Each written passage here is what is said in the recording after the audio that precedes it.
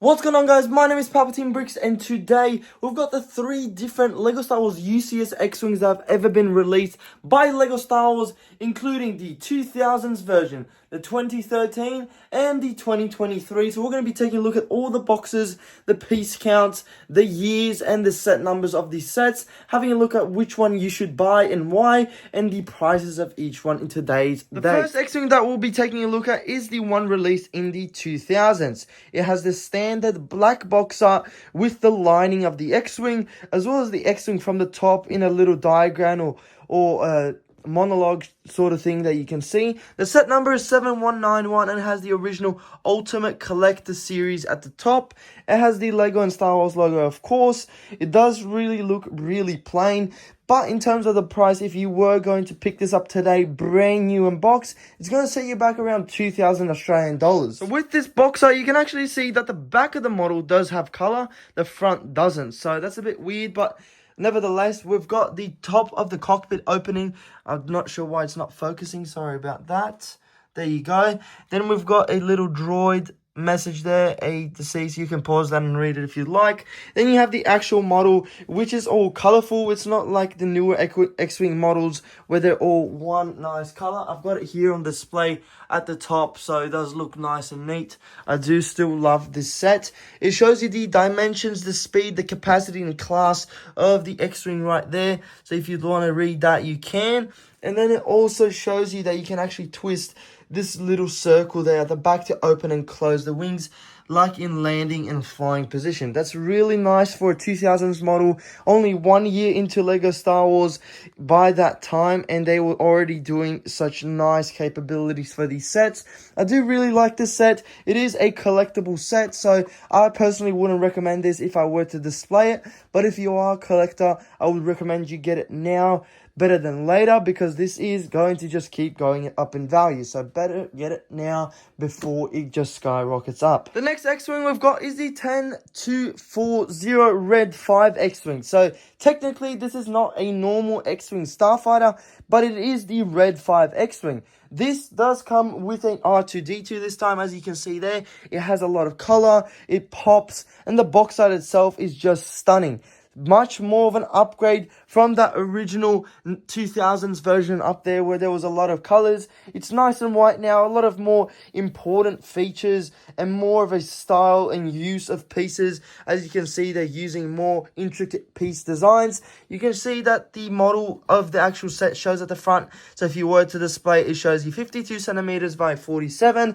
It has the original Yoda in the corner, as we know, from 2013. It is 16 plus, which is different from the other one being 14 plus. And then the back, which is the cool part, shows you a little scene of it flying behind the TIE fighters, behind the X-Wing. Then we've got the X-Wing shooting. Then we have a little picture of it shooting into the Death Star and then blowing up the Death Star. You can also fold in and out of the wings like the 2000s one. The plaque's been updated to a blue one now, and you also get that nice little astromech R2-D2 as well, and it shows you the cockpit and the wings folding out. I personally love this one the most. The box art hits it. The actual model itself is nice. You get a minifigure. It is ticking all the boxes. So this is definitely a very nice model right here. I'm not sure why they released that one, but we'll take a look at it anyway in a second.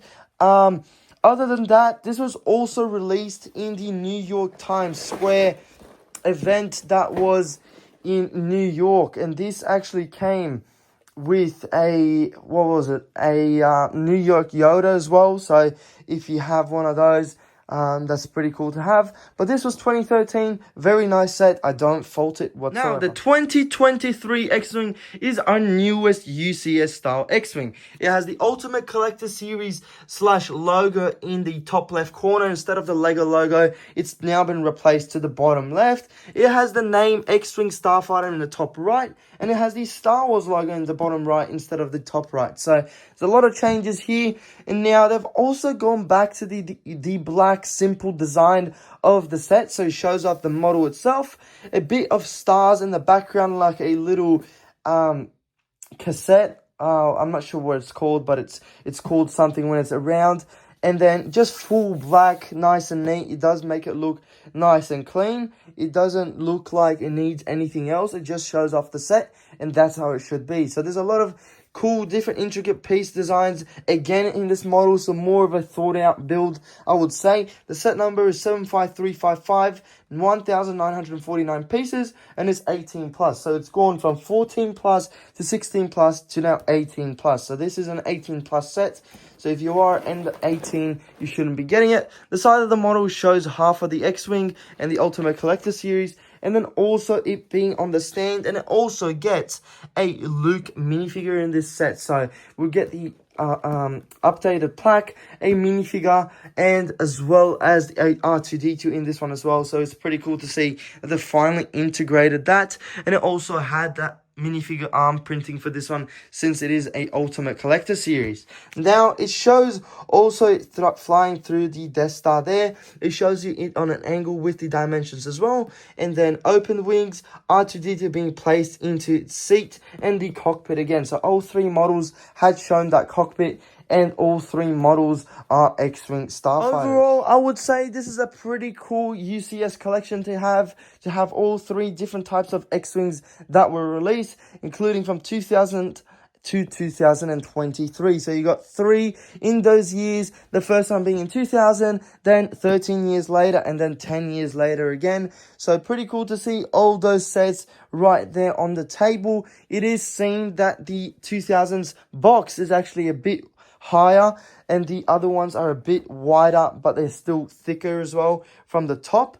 That's the only difference that I can see in the type of boxes. I do love this box the most in terms of the boxes. This is probably the ugliest box, and this is probably the coolest nostalgic box. So all three have their own intricate things to them. If I were you guys, I would definitely go and invest in this one and this one. This one is strictly for if you've got the money and you want to buy the best one. But if you're on a budget, I would get this one. If you are a ultimate collector, I would get the Ultimate Collector 2000s version. And if you're kind of in the middle, you should probably get this one. But that's it for our box review of the every single UCS Collector Series X-Wing from the year 2000 to the 2023.